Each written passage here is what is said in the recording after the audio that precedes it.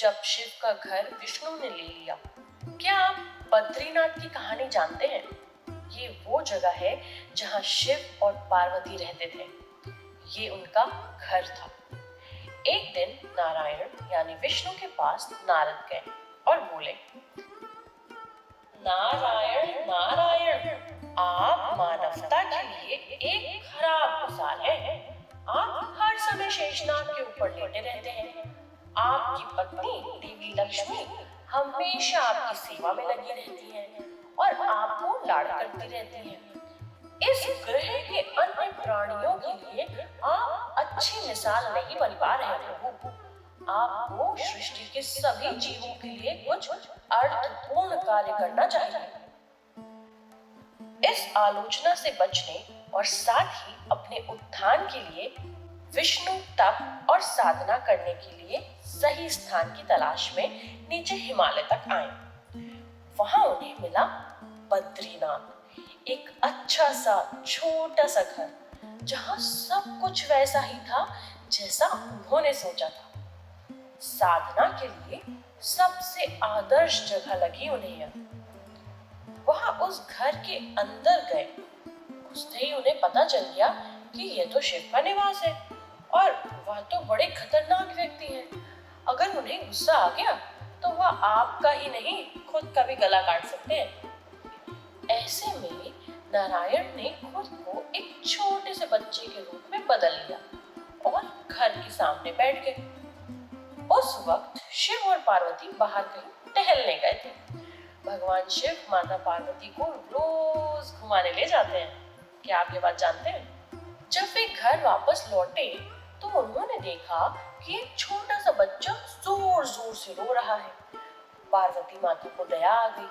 उन्होंने बच्चे को उठाने की कोशिश की। शिव जी ने पार्वती को रोकते हुए कहा, रुको पार्वती, इस बच्चे को मत छूना।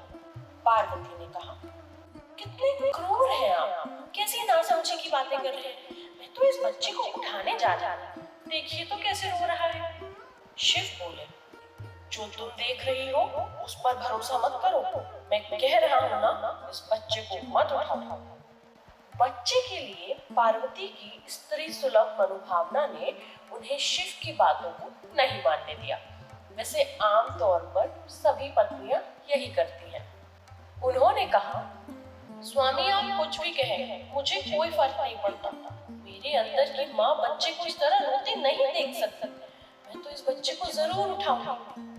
और यह कहकर उन्होंने बच्चे को उठाकर अपनी गोद में ले लिया। बच्चा पार्वती की गोद में आराम से था और शिव की तरफ बहुत ही खुश होकर देख रहा था। शिव इसका नतीजा जानते थे, लेकिन करें तो क्या करें। इसलिए उन्होंने कहा, ठीक है, चलो देखते हैं क्या होता है।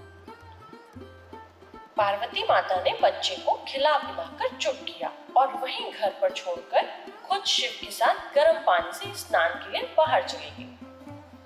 वहां पर गर्म पानी के कुंड हैं। उसी कुंड पर स्नान के लिए शिव पार्वती चले गए।